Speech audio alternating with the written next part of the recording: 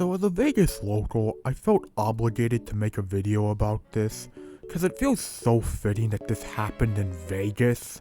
So basically, families across the valley got word of an event being hosted by a restaurant called Dirt Dog, that promised a meet and greet with the beloved character Bluey, along with other characters from the wildly popular show. When making a post on Facebook, the post had over 3,000 responses, so to say that many families in Vegas were interested in this event would be a massive understatement. And photos showed that it wasn't just making the rounds on Facebook, as at the day of the event there were long lines present for the place. So this had all the makings to be a major slam dunk for Dirt Dog, with large traffic for what should be a fun experience for families. Well, that wasn't until people saw the final product. Oh god, they went with the onesies. You never go with the onesies.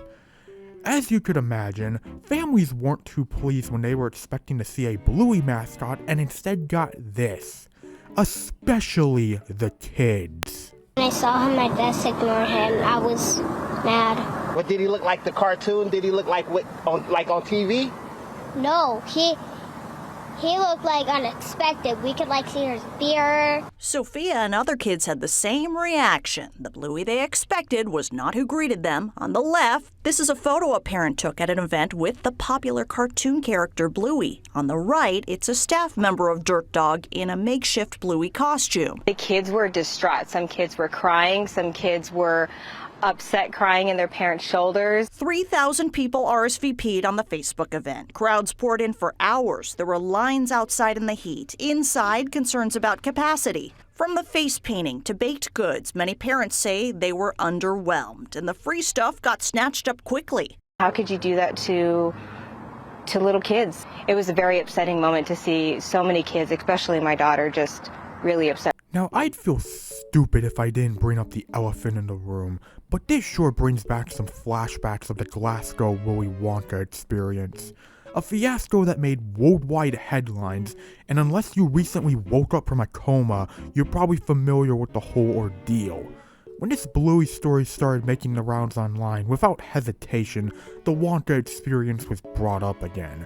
Now granted, it's important to note that unlike the Willy Wonka experience, this was a free event. And seeing what the employees at Dirt Dog had to say about it, there clearly wasn't any bad intentions with this. Again, we expected maybe 50, 60 people, the whole city coming out, and that's what we got, the entire city. Now knowing who Bluey is, we would have planned ahead and would have had security, there would have been more door regulations. Taj Wilder of Dirt Dog broke down their side. She says, first of all, the gourmet hot dog hotspot with a hip-hop edge expected a few dozen people. And though the event got thousands of RSVPs, most people typically never show up. She says staff members made and did everything.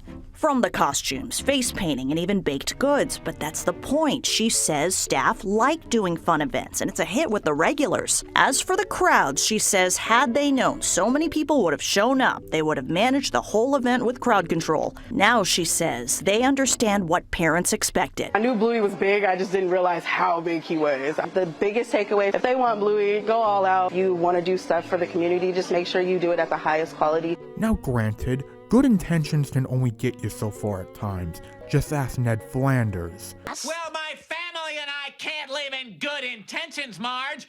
However, from what I can tell, this seems more like a case of a group of people trying to do something good for the community, severely underestimating just how many people would be interested in this, and well, you add all of that up, you have a disaster in the making.